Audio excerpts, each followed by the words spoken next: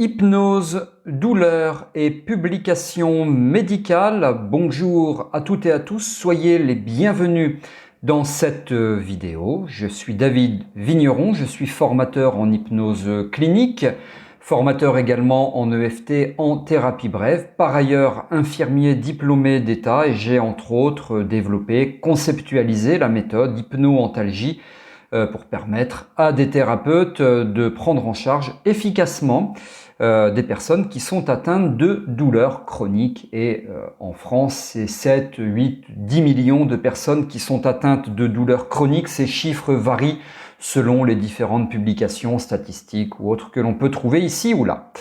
Donc vous l'avez compris, je vais parler de douleur, je vais parler d'hypnose, je vais parler d'efficacité de celle-ci. Je vais vous partager des publications médicales, scientifiques. Alors ce ne sont pas les mêmes que celles que je partage dans mes diverses et variées formations, tout simplement parce que je veux en partager de nouvelles, je vais les commenter également avec vous. Le but ici n'est pas de partager que des publications qui démontrent l'efficacité de l'hypnose dans les douleurs. On peut aussi parler de publications qui démontrent l'inefficacité ou la pas tout à fait efficacité, une efficacité partielle de l'hypnose s'agissant de prise en charge des douleurs. En bref, voilà, je vais vous partager tout ça. Je vais vous également donner les références, elles figurent dans la description de cette vidéo.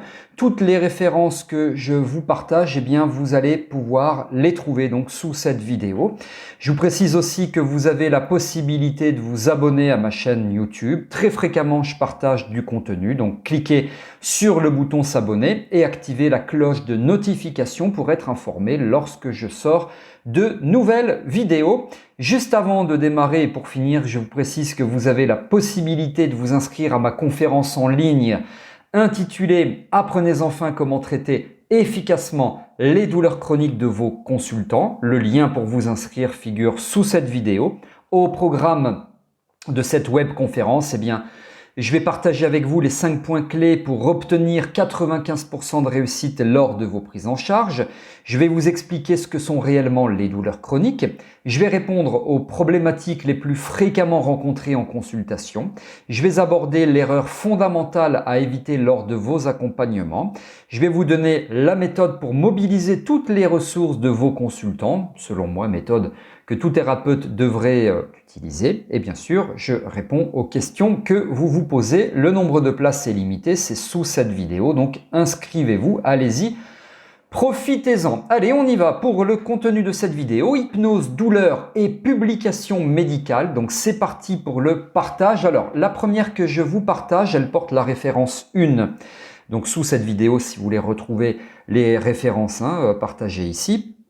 Alors, c'est un rapport de l'Académie nationale de médecine, il date de 2013 et donc, eh bien, alors je résume à chaque fois, je ne vais pas vous commenter toute l'étude ou la publication puisque vous pouvez y jeter un œil dans la mesure où je vous partage les liens, donc moi je fais court, je vous synthétise si vous voulez. Donc c'est un rapport qui souligne l'intérêt de l'hypnose pour la gestion de la douleur aiguë. Ça, c'est très intéressant et on va voir qu'il y a plusieurs types de douleurs d'ailleurs. Ça fera pour moi l'occasion de vous le rappeler. La gestion de la douleur aiguë chez l'enfant et l'adolescent. Donc, l'intérêt de l'hypnose, il est clairement démontré dans cette étude. Donc, la douleur aiguë chez l'enfant et l'adolescent parce que chez les enfants, ça fonctionne très bien, l'hypnose, parce que les enfants ont ce que nous, adultes, on a perdu, je crois, en partie, c'est cette capacité à imaginer et à créer son monde intérieur pour s'évader. C'est l'imagination, c'est la créativité, c'est très inconscient tout ça, puisque conceptuellement, on parle de l'inconscient, l'hémisphère cérébral droit du cerveau. Et donc, mais je crois qu'ils ont vraiment gardé cette capacité à créer leur espace d'imagination, celui qui les arrange en tout cas et qui peut rendre bien des services quand on est dans un contexte de douleur aiguë, de douleur chronique aussi, remarquez, et de douleur provoquée iatrogène, donc quand on est sur un soin qui provoque des douleurs. L'adolescent aussi, j'ai plusieurs fois lu ici ou là que eh bien chez les adolescents comme chez les personnes âgées, d'ailleurs l'hypnose fonctionne mal, c'est tout à fait faux. Je pense que les personnes qui écrivent ça sont des personnes qui sont sur leur papier ou leur ordinateur pour écrire et rien de plus. En tout cas, ce ne sont pas des praticiens de terrain, j'allais dire. Donc voilà, ça c'était une petite parenthèse. Donc voilà, par rapport à l'efficacité de la prise en charge avec de l'hypnose chez les enfants et les adolescents, ça fonctionne très bien. Et donc je reviens sur ce rapport de l'Académie nationale de médecine de 2013 qui parle également, et c'est très intéressant, de la gestion des effets secondaires des chimiothérapies. Alors des chimiothérapies pour traiter des cancers, et c'est tout aussi intéressant, hein, parce que vous savez qu'il y a beaucoup d'effets secondaires possibles sur les chimiothérapies, que ce soit au niveau des nausées, ce sont les plus connus, les nausées, les vomissements, il peut y avoir des douleurs, il peut y avoir apparition de certaines pathologies aiguës dermatologiques, hein, je pense notamment à des candidoses, des choses comme ça, voilà, bon, bref, je ne vais pas rentrer dans les détails. Donc en tout cas, vous pourrez jeter un petit coup d'œil, ça souligne effectivement l'intérêt de l'hypnose dans ces contextes-là. Ensuite, l'INSERM, ce sont les références 2 et 3. Une étude menée donc par l'INSERM, elle indique que l'hypnose présente pour celle-ci des avantages lors d'une anesthésie. Alors, anesthésie pour la prise en charge, d'une anesthésie pour quand on accompagne des personnes au bloc opératoire, hein. Donc là, moi, je parle d'analgésie, hypnoanalgésie. Vous savez qu'on peut combiner certains médicaments, donc vraiment des médicaments chimiques, hein, certains médicaments avec de l'hypnose. On parle d'hypnoanalgésie, on peut faire du 50-50, enfin je ne vais pas rentrer plus que ça dans les détails parce que c'est pas forcément l'intérêt, notamment par rapport à des gestes tels que des ablations de tumeurs, je pense à des tumeurs de sein, des ablations du grain de beauté, des choses comme ça, également par rapport à, je reste dans les ablations de thyroïde, la thyroïdectomie, où là c'est une anesthésie locale combinée à des médicaments, une anesthésie locale, pardon, donc médicamenteux combinée à de l'hypnose, donc de l'hypnoanalgésie. Voilà, vous trouverez beaucoup de choses autour de ça, donc cette étude relate les bienfaits par rapport à cela.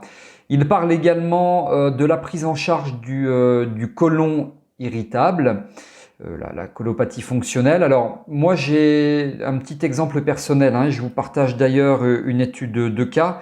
Une dame un jour que j'ai accompagnée donc pour une douleur chronique, côlon irritable, on le savait, hein, elle avait cette pathologie-là. Ça faisait 40 ans qu'elle était gênée par ces douleurs. La dame avait, allez, je vais dire de mémoire, entre 60 et 70 ans, je dirais même peut-être plus proche des 70 ans d'ailleurs.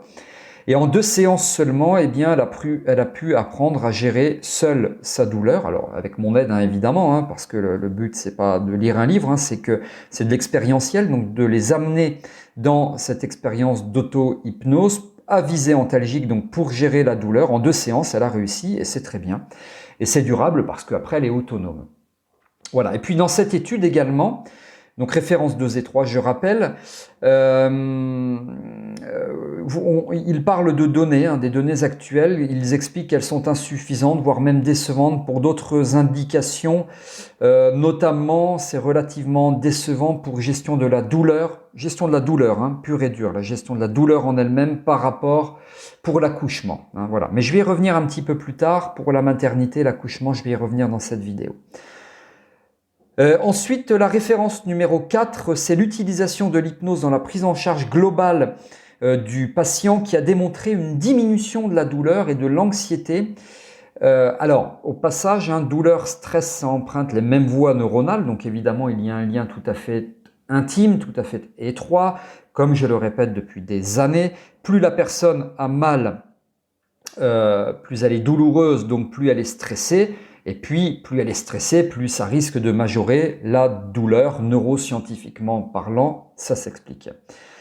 Donc voilà, hein, donc là c'est une étude, publication par rapport à la diminution de la douleur, de l'anxiété, dans un contexte de soins et forcément une amélioration de l'adhésion aux soins. Parce que plus la personne est stressée, plus elle risque d'avoir mal et moins elle va adhérer aux soins.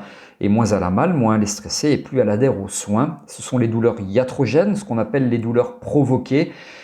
qui parfois conduisent à ne pas pouvoir réaliser un soin douloureux ou pas, c'est peut-être aussi un soin anxiogène, plutôt à visée diagnostique. Je pense notamment à l'IRM. J'ai pas de chiffres à vous partager, mais je crois que c'est une grosse moitié de la population a peur de l'IRM. Enfin, faudrait retrouver des chiffres, hein. Je les ai pas là sous les yeux. Faudrait que je fasse une petite recherche. Et que à cause de cela, eh bien, il y a quand même beaucoup de personnes. Le beaucoup, je ne peux pas le caractériser. Il faudrait trouver des chiffres. Beaucoup de personnes qui ne peuvent pas bénéficier de l'IRM de par cette peur, cette fameuse claustrophobie. Voilà. Alors pour la référence numéro 3, on est en 2015. C'est une évaluation qui note que l'hypnose, sous ses différentes formes, telles que l'hypnosédation, analgésie par exemple, hein, l'hypnoanalgésie dont je vous parlais, l'hypnoantalgie à viser contre la douleur, l'hypnothérapie, donc plutôt à des fins, comment dirais-je, des fins thérapeutiques tout simplement. Bien, ces études démontrent des mécanismes physiologiques qui sont en action lors de l'hypnose. Alors il y en a beaucoup, hein, notamment tout ce qui est hypnoantalgie, on parle du cortex singulaire antérieur qui est activé, il y en a beaucoup d'autres, et également des modifications du fonctionnement cérébral. Donc là on est sur les neurosciences liées à la fameuse hypnose, la fameuse transe hypnotique. Cette publication indique également qu'il existe une vingtaine d'études cliniques, je vous laisserai la lire, de revues littéraires, qui visent à évaluer l'efficacité de l'hypnose dans diverses conditions, pas nécessairement que la douleur, hein, d'ailleurs c'est ça qui est intéressant, c'est qu'il y a beaucoup de choses abordées dans ces publications. Voilà, notamment, il suggère que l'hypnose présente un intérêt thérapeutique. Ça c'est très bien, tant mieux, hein, autant faire se peut. Notamment, encore une fois, par rapport à l'anesthésie, l'analgésie péropératoire pendant l'intervention et également sur le côlon fonctionnel, les colopathie fonctionnelle. La référence numéro 5, je reviens, je vous l'ai promis, sur le travail de l'accouchement. Et donc cette référence numéro 5, eh bien, elle relate que l'hypnose pourrait réduire l'utilisation globale de médicaments destinés à lutter contre la douleur pendant le travail, donc pendant le travail, hein, mais que ça ne semble pas réduire le recours au péridurale. En effet, vous allez pouvoir constater qu'il n'y a aucune différence claire qui a été observée entre le groupe, il y a toujours deux groupes, hein, puisque ce sont des comparaisons qui sont effectuées bien entendu, donc aucune différence claire qui a été établie entre le groupe qui bénéficie de l'hypnose et les groupes témoins s'agissant de la satisfaction par rapport au soulagement de la douleur et le sentiment de pouvoir gérer le travail. En tout cas, il relate des retours, des preuves suffisamment trop faibles par rapport à la qualité donc de la gestion de la douleur et du travail, ce qui indique que il faut poursuivre les recherches pour clairement déterminer si l'hypnose est efficace sur la gestion de la douleur. Hein. Je parle bien de la douleur en elle-même pendant le travail de l'accouchement, pendant le travail et pendant l'accouchement. Attention, hein, que ce soit bien clair. Moi, je relate des études, hypnose et préparation à l'accouchement, travail, accouchement. Moi, je dis un grand oui. Qui peut le plus, peut le moins. Et dans la mesure où il n'y a aucun risque, de toute façon, pourquoi s'en priver? Simplement, c'est pas tout à fait encore clairement démontré que c'est très efficace pour la douleur. Hein. Je parle vraiment de la douleur en elle-même pendant les accouchements. Voilà. Mais néanmoins, attention, je répète qu'il ne faut pas s'en priver.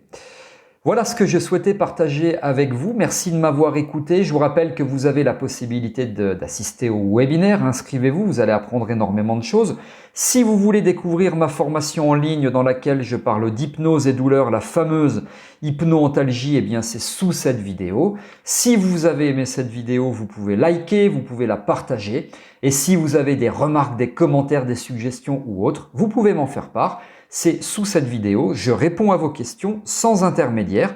Merci pour votre fidélité, merci pour votre confiance. Je vous retrouve prochainement pour d'autres vidéos. À très bientôt.